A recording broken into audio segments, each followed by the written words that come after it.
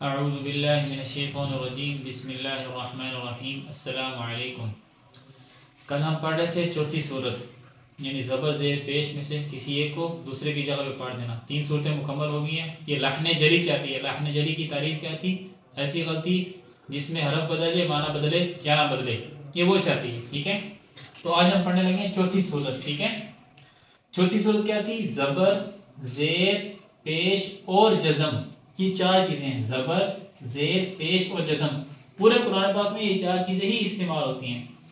میں سے یعنی ان 4 چیزوں میں سے کسی ایک کو دوسرے کی جگہ پہ پڑھ دینا۔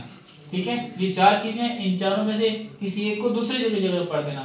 جیسے مثال کے طور پہ یہ دیے ایا کا، زبر کی مثال، یعنی کہ کاف کے اوپر ہے زبر، ایا کی، یہ دیکھیں یہ زبر کی مثال ہے۔ ٹھیک ہے، یہ دیکھیں زیر پڑھ دی۔ اہدنا، یہ بھی زبر کی مثال ہے، یہ زیر کی مثال ہے۔ ٹھیک ہے، سوری، یہ اہدنا، اہدنا کی جگہ کیا پڑھ دیا؟ اہدنا، زبر پڑھ دیا۔ اور آگے ہے پیش کی مثال، اب یہ دیکھیں انعمت ہے، یہ زبر آ رہا ہے، یہاں پہ کیا پڑھ دیا؟ پیش پڑھ دیا، انعمتو پڑھ دیا۔ ٹھیک ہے، یہ ہے ہماری چوتھی صورت۔ یہ 4 صورتوں کے اندر لحن جلی کرنے سے غلط ہو جاتا ہے اور اس کا حکم بھی تبدیل ہو جاتا ہے۔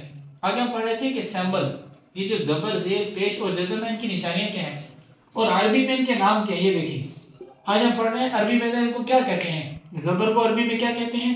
فتحہ۔ ٹھیک ہے، زیر کو عربی کے اندر کیا کہتے ہیں؟ کسرہ، اور پیش کو عربی کے اندر کیا کہتے ہیں؟ ضمہ۔ ٹھیک ہے، یہ آج کا ہمارا سبق ہے۔ انشاءاللہ اس کا حکم کیا ہے وہ انشاءاللہ لحن جلی کا حکم انشاءاللہ ہم کل پڑھیں گے۔ السلام علیکم ورحمۃ اللہ وبرکاتہ۔